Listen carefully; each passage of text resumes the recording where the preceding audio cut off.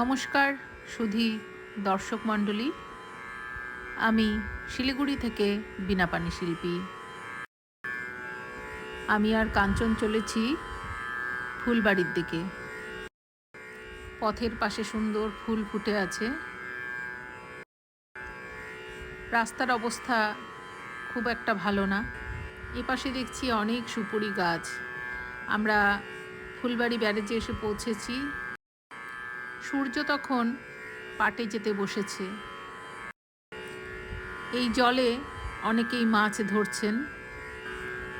এনারা বেশ কিছু মাছ পেয়েছেন। দুর্গাপূজা এসে গেল, এখানে প্যান্ডেল তৈরি করা হচ্ছে। এখানে একটি পার্ক আছে, সেই পার্কে আমি আর কাঞ্চন প্রবেশ করলাম। এই পার্কে প্রবেশের মূল্য জন প্রতি 30 টাকা। পার্কটি ছোট, তবে পার্কে অনেক গাছ আছে। আমি কাঞ্চনকে বেশ কিছু ছবি তুলে দিলাম, কাঞ্চনও আমাকে বেশ কিছু ছবি তুলে দিল। পার্কের চারদিকে ফুলবাড়ি ব্যারেজের জল বয়ে চলেছে। এই জলে অনেকেই মাছ ধরেন। এখানে ছোট ছোট ডিঙি নৌকো, ইনিও ডিঙি নৌকো নিয়ে পাড়ে আসছেন। এই ভদ্রলোক ছবি তোলার জন্য এসেছেন।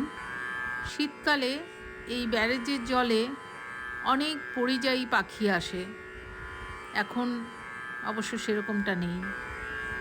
পার্কে একটি সাদা জবা ফুলের গাছ দেখলাম, তাতে অনেক ফুল ফুটে আছে। পার্কের বিভিন্ন জায়গায় দাঁড়িয়ে বেশ কিছু ছবি আমরা তুলে নিলাম। পার্কের দোলনায় বসে একটু দোল খেয়ে নিলাম। চারিদিকে শুধুই সবুজের সমারোহ।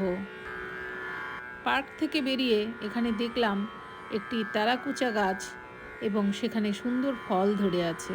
আমরা ড্রিমল্যান্ড অ্যামিউজমেন্ট পার্কের সামনে এসেছি, যদিও পার্কে প্রবেশ করিনি। এখানে আছে বিস্ক ফার্ম বিস্কিট ফ্যাক্টরি, আর মাঠে সুন্দর চাষাবাদ হচ্ছে, ধান রোপণ করা হয়েছে, কিছু দোকান বসেছে।